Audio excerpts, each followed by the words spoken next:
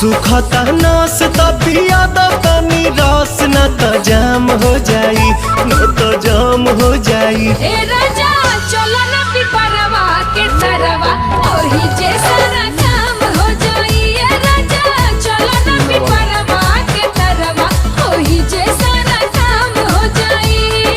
जानी बात टरकाव यही लागे ढरकाव रानिया जुरी में उठावा के पानी। बड़ा तेज बट धूप सब राजा रूप देख काहे में फंसी जवानी। राजा चलो ना पिपरवा के तरवा ओही जे सारा काम हो जाई। ए राजा चलो ना पिपरवा के तरवा ओही जे सारा काम हो जाई।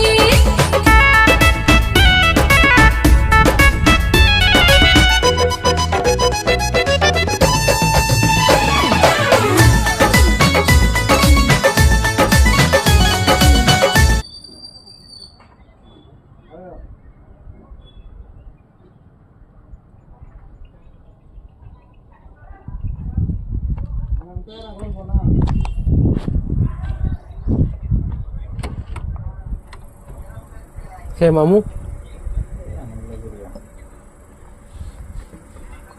বাবারে সাদা একটু খাইতে রাখছেন তো খাইতে হয় সাদা তো বড় এক প্যাট আনলে বললাম 2 প্যাট আনতে লাগে সাদা আনলে প্যাট 3 দিন কিটা খামো আমি কোন থেকে বেন হলো হতো তো এনে সাদা খাওয়া জানি